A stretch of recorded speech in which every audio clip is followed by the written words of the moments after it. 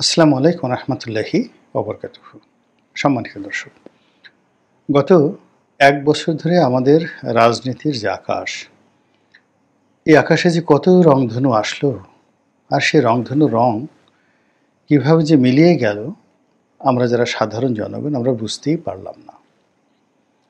যখন বিপ্লব হলো, তরুণ তুর্কি যারা এই বিপ্লবের নায়ক হিসেবে যাদেরকে আমরা দেখলাম, মনে হলো তারা আমাদের নিকট আবাবিল পাখি, কোত্থেকে যেন এসেছেন। তারা যেখানে যেতেন অমনি সেখানে সব কিছু তাদের নিয়ন্ত্রণে চলে যেত। তারা যখন ডাক দিতেন রাজুতে আয়, অমনি হাজার হাজার ছেলে মেয়ে সেই রাজুতে চলে যেত, অনেকটা হ্যামিলনের বাঁশিওয়ালার মতো। সচিবালয় গণ্ডগোল, প্রেস ক্লাবের সামনে এমন কোনো পরিস্থিতি, কিংবা কোথাও শ্রমিকরা আন্দোলন করছে, কেউ পারছে না, পুলিশ পারছে না, মিলিটারি পারছে না। তো আমাদের সেই আবাবিল পাখিদেরকে ডাকা হলো, তারা যাচ্ছে, আর মুহূর্তের মধ্যে সেখানে একটা নতুন ইতিহাস তৈরি হচ্ছে, এবং সেই ইতিহাস ৩ মাসের বেশি টিকল না।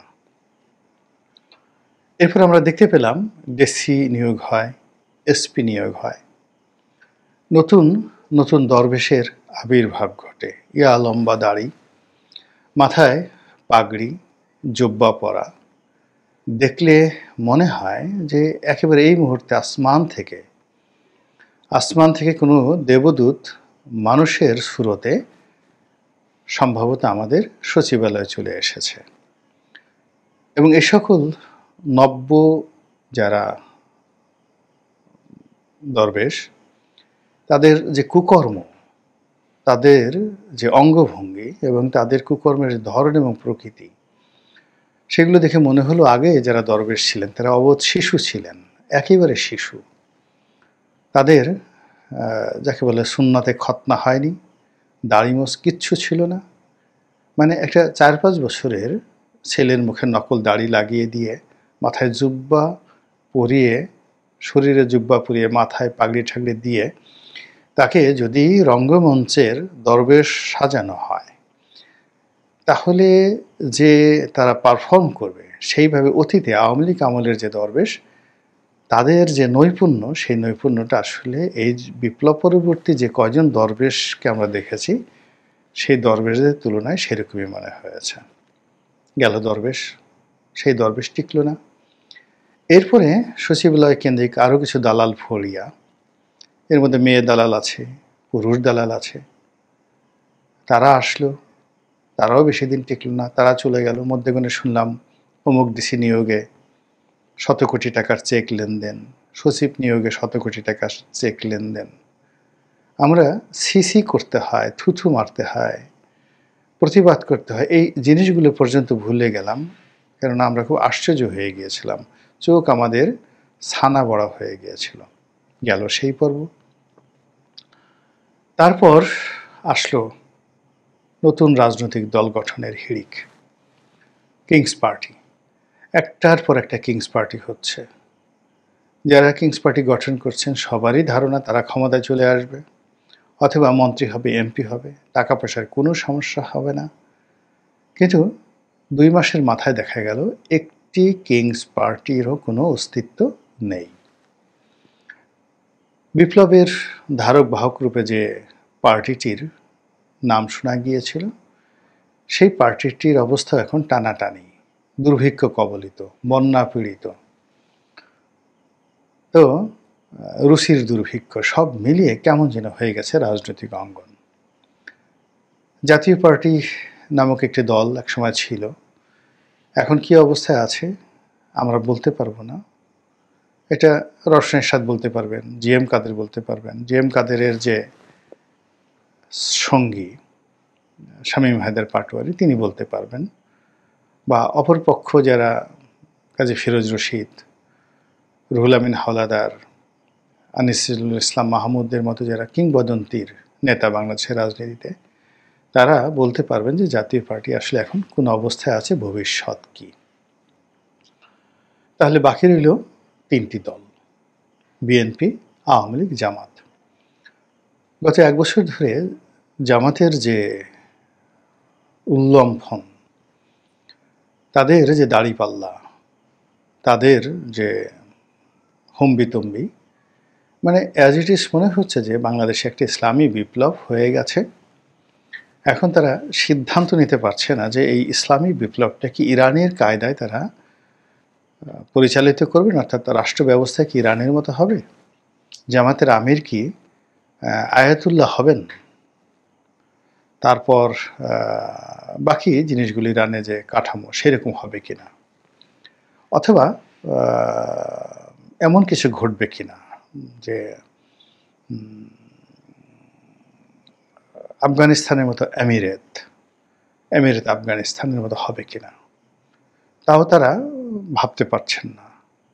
অথবা তারা কি কিংডম অফ সৌদি আরবিয়া, এদের মতো একটা শরিয়া আইন, এদের মতো একটা রাষ্ট্র কাঠামো, এদের মতো একটা কিংশিপ, এরকম কিছু তৈরি করবেন কিনা, এগুলো নিয়ে মানে তাদের অভিব্যক্তি হলো তারা একেবারে সেই আলেকজান্ডারের মতো। আলেকজান্ডার যখন পারস্য অধিকার করতে গেলেন তখন তার কাছে সাকুল্যের সৈন্য আছে 40,000, আর অপরদিকে তার অপোনেন্ট দারায়ুস, তৃতীয় দারায়ুস, তার সৈন্য সংখ্যা 3.5 লাখ এবং one of the finest army এবং ইফেক্টিভ আর্মি সারা দুনিয়াতে। তখন 1 নম্বর পরাশক্তি হলো পার্সিয়ান আর্মি।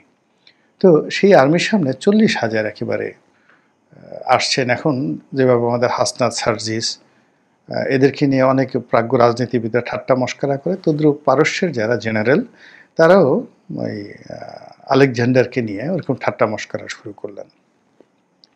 তো আলেকজান্ডার এই অবস্থাতে সেই যে যুদ্ধের আগের দিন তিনি সৈন্যদের নিয়ে একটা ভাষণ দিলেন এবং সেই ভাষণে তিনি বলার চেষ্টা বললেন যে আমরা তো বিজয়ী হয়ে গেছি। এর কারণ হলো তিনি নিজেকে প্রথম দিন থেকে তিনি এবং তার মা বলার চেষ্টা করেছিলেন যে তিনি বিধাতার পুত্র, দেবতার পুত্র। তার জন্ম সাধারণভাবে হয়নি, দেবতার সঙ্গে তার মায়ের মিলনে তার জন্ম হয়েছে। কাজেই তার কথা, তার কর্ম, তিনি যেটা বলেন সে অসম্ভব হয়ে যায়, এই বিশ্বাসটা তিনি তার সৈনিকদের মধ্যে জাগিয়ে তুলেছিলেন। তো তিনি পাহাড়ের উপরে দাঁড়িয়ে সৈন্যদেরকে বলছিলেন যে আমরা তো বিজয়ী হয়ে আছি, এটা তো লিখিত আছে, শুধু কালকে তোমাদেরকে এই তলোয়ারটা নিয়ে একটু দাঁড়াতে হবে।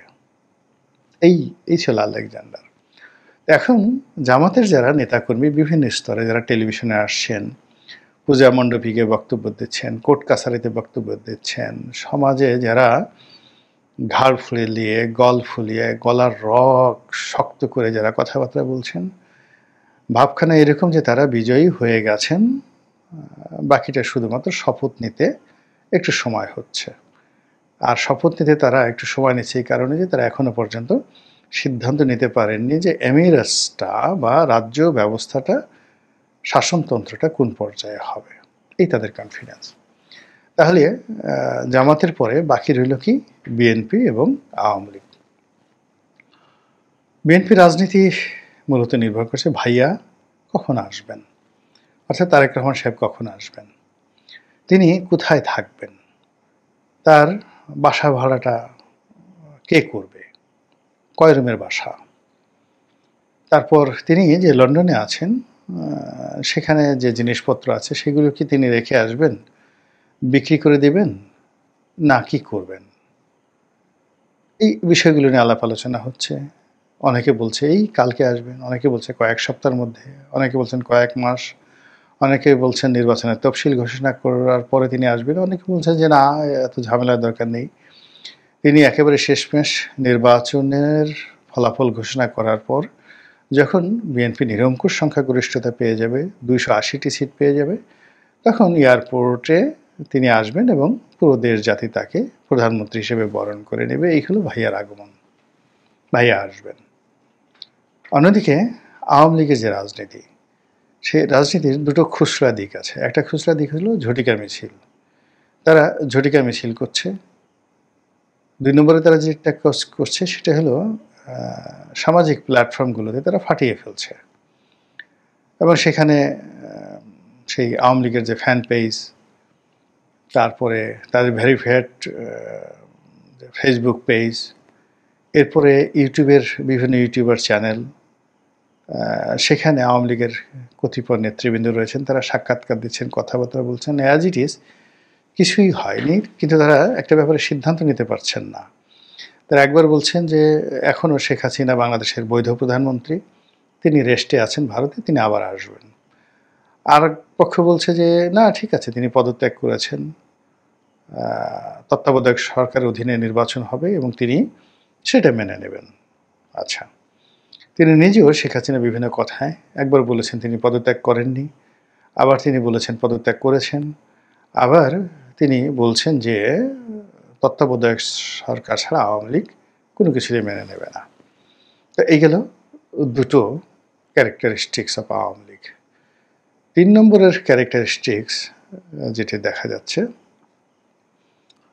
সেটি হলো আপা আসবেন। কীভাবে আসবেন?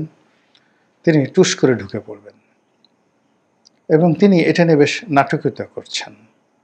তিনি বলছেন দু একজনের সঙ্গে কথাবার্তা যে আমি খুব কাছাকাছি আছি। মানে আমরা জানি যে তিনি দিল্লিতে আছেন, কিন্তু যার সঙ্গে তিনি কথাবার্তা বলছেন তার মাধ্যমে তার প্রতিপক্ষকে ভয় দেখানোর জন্য তিনি বলার চেষ্টা করছেন তিনি খুব কাছাকাছি আছেন। কোথায়? হয়তো ত্রিপুরাতে। অর্থাৎ ত্রিপুরাতে যদি তিনি থাকেন, তো ত্রিপুরার ওখানে যে গুয়াহাটি, আসামের গুয়াহাটি আছে, আর ত্রিপুরার যে রাজধানী আছে সেখান থেকে কুমিল্লাতে আসতে, আসামের গুয়াহাটি থেকে সিলেটে আসতে, অথবা পশ্চিমবঙ্গ সেখান থেকে বনগাঁও হয়ে আমাদের সেই বাংলাদেশের যশোরে ঢুকতে খুব বেশি সময় লাগবে না। অথবা তিনি যদি মুর্শিদাবাদ থেকে মুজিবনগরে ঢুকতে চান, মানে কুষ্টিয়াতে, তাও খুব বেশি সময় লাগবে না। তো ওই ভয় দেখানোর জন্য আমি সীমান্তে আছি, কাছাকাছি আছি। তো এইরকম কথাবার্তা কিন্তু হচ্ছে।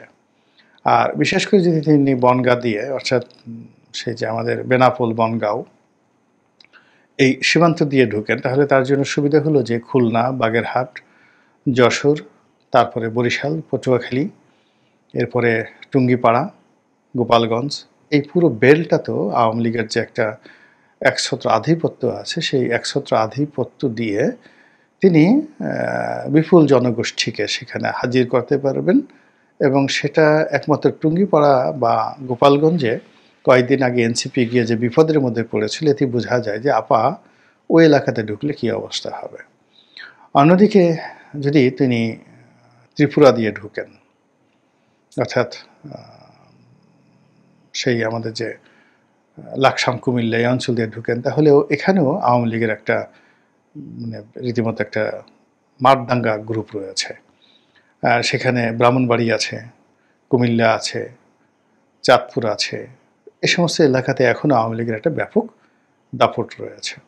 তো এরকম তিনি ভয় দেখাচ্ছেন যে আমি কাছাকাছি আছি। এখন কাছাকাছি কোথায় আছেন এটা কিন্তু কেউ বলছে না। ইতিমধ্যে দেখবেন যে আওয়ামী লীগের যে সকল বড় বড় নেতা তারা তাদের ফেসবুকে অ্যাক্টিভ হয়ে গেছেন। গত 8-9 মাস আগে তাদের কোনো অস্তিত্ব ছিল না, এখন তারা প্রায় সবাই ফেসবুকে 2-3টে করে তাদের আইডি রয়েছে। তাদের ভয় হলো জামাতি যে বট বাহিনী আছে, তো এ সকল বট বাহিনী তাদের আইডিগুলোকে নষ্ট করে দিতে পারে। এজন্য প্রায় সবারই আওয়ামী লীগের সিনিয়র নেতৃবৃন্দ 2-3টে করে তাদের সেই ফেসবুক আইডি তারা তৈরি করেছে এবং সেখান থেকে তারা অনবরত ভয় দেখাচ্ছেন। আমরা আসছি, খুব শীঘ্র ফিরছি, দেখা হবে, তারপরে আপা আসছেন, আজ আসবেন, কাল আসবেন, খুব শীঘ্রই কয়েক সপ্তাহের মধ্যে আপা আসবেন, এরকম প্রচার এবং প্রোপাগান্ডা চলছে। তো বিএনপির যে প্রোপাগান্ডা, তারেক রহমান সাহেব আসবেন আশা কেন্দ্রিক, এর বাইরে আসলে বিএনপির রাজনীতি এই মুহূর্তে যা কিছু হচ্ছে এগুলো মানে কথার কথা। সালাউদ্দিন সাহেব ঐক্যমন্ত্র মিটিংয়ে যাচ্ছেন, নেতাকর্মীরা বিভিন্ন অনুষ্ঠানে এলাকাতে নির্বাচনের জন্য ঘোরাফেরা করছেন, অন্য যা কিছু হচ্ছেন, কিন্তু তাদের মূল যে টার্গেটটা, সে টার্গেটটা হলো জনাব তারেক রহমান সাহেব আসছেন কয়েক সপ্তাহের মধ্যে এবং কবে আসবেন, এটাই হলো তাদের মূল টার্গেট। আর আওয়ামী লীগেরও একই অবস্থা। তারা এই ঝটিকা মিছিল বা লন্ডনে আমেরিকাতে যে বৈঠকগুলো করছে বা ওয়েব মিটিংগুলো করছে, এগুলো আসলে কথার কথা। মূল যে বিষয়টা হলো শেখ হাসিনা আসবেন। এখন আওয়ামী লীগের এবং বিএনপির যে রাজনীতি, তারেক রহমানের আগমন বনাম শেখ হাসিনার আগমন এটার উপরে নির্ভর করছে। আর এই দুজনের এই আগমন কেন্দ্রিক যে ভাইব, আগমন কেন্দ্রিক নেতাকর্মীদের যে উচ্ছ্বাস, অর্থাৎ বিএনপি এবং আওয়ামী লীগ এই দুটো রাজনৈতিক দলের অন অ্যাভারেজে 35% করে ভোটার রয়েছে, তাহলে দুটো রাজনৈতিক দলের 70% কর্মী এবং সমর্থক তারেক রহমান এবং শেখ হাসিনার আগমন নিয়ে অধীর আগ্রহে চাতক পাখির মতো তাকিয়ে রয়েছে। আর বাকি 30% লোক, সেই 30% লোকের মধ্যে ধরুন 15% লোক আছে নিউট্রাল, নিরপেক্ষ, এদিকে যেদিকে পাল্লা ভারী সেদিকে যায়। বাকি 15% লোক যারা আছে তারা ওই বিভিন্ন ছোটোখাটো রাজনৈতিক দল যারা আছে তাদের কর্মী সমর্থক। কেউ হয়তো হেফাজত, কেউ হয়তো জামাত, কেউ হয়তো তাবলিগ, এরকম রাজনৈতিকভাবে তারা মানে একটা পার্সেন্টেজের মধ্যে আছে, নট মোর দ্যান। সব মিলিয়ে মানে এই বিএনপি জামাতের ভোটের বাইরে 30% ভোট যদি থাকে, সেই 30% অর্ধেক নিউট্রাল, আর বাকি 15% যেটা আছে সেটা সব দলের, এর বাইরে অন্য কোনো হিসাব নেই। এখন এই যে 70% লোক, তাদের দৃষ্টি, মন, মানসিকতা তারা মুতওয়াজ্জ হয়ে আছে, দৃষ্টি নিবন্ধ করে একেবারে একাগ্রচিত্তে বসে আছে কখন শেখ হাসিনা আসবেন, কখন তারেক রহমান আসবে, কখন সানাই বাজবে, কখন নতুন একটা এরা তৈরি হবে। এবং তারা একে অপরকে তারাই ভয় পাচ্ছে। বিএনপি আওয়ামী লীগকে ভয় পাচ্ছে, আওয়ামী লীগ বিএনপিকে ভয় পাচ্ছে। আর বাকি যে সমস্ত আমরা লম্ফ-ঝম্প দেখছি, এইগুলো অনেকটা আপনি দেখবেন একটা সিনেমাতে রবিউল থাকে, হাবা হাসমত থাকে, টেলি সামাদ থাকে, মানে তারা প্রচুর সময় নেয় এবং প্রচুর বিনোদন দেয় এবং তাদের সঙ্গে নায়কের ভালো সম্পর্ক, নায়িকার সঙ্গে ভালো সম্পর্ক, নায়িকার সঙ্গে তারা গান গায়, নায়কের সঙ্গে তারা গান গায়। তো ওই রকম একটা মানে যাকে বলা হয় রাজনীতির যে ভার, যে জোকার, এই জিনিসগুলো হচ্ছে এই সময়টাতে। বাট মূল যে জিনিসগুলো সেটা হই আপা আর ভাইয়া, এর মধ্যে সীমাবদ্ধ আছে। এখন আপা কবে আসবেন, ভাইয়া কবে আসবেন, আদৌ আসবেন কি না, আসলে কি হবে, না আসলে কি হবে, এটার উপরই মূলত রাজনৈতিক ভবিষ্যৎ নির্ভর করছে। মহান আল্লাহ আমাদের সবাইকে হেদায়েত দান করুন এবং হেফাজত করুন। আসসালামু আলাইকুম ওয়া রাহমাতুল্লাহি ওয়া বারাকাতুহু।